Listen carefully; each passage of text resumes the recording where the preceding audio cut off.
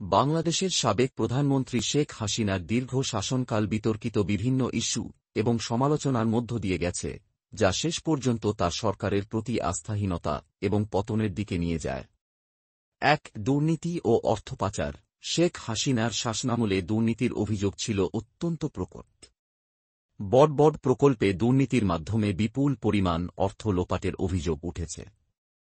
রূপপুর পারমাণবিক বিদ্যুৎ কেন্দ্র, এই প্রকল্পে দুর্নীতি নিয়ে বিভিন্ন গণমাধ্যমের রিপোর্টে উঠে এসেছে যে একটি বালিশের দাম হাজার হাজার টাকায় দেখানো হয়েছিল।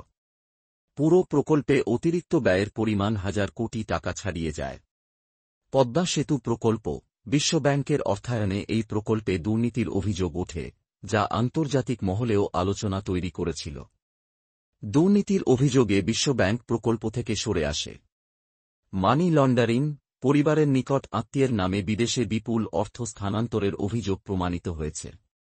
এর মধ্যে কানাডার বেগমপাড়া নামে পরিচিত এলাকায় শেখ হাসিনার ঘনিষ্ঠ মহলের সম্পত্তি কেনার তথ্য উঠে আসে।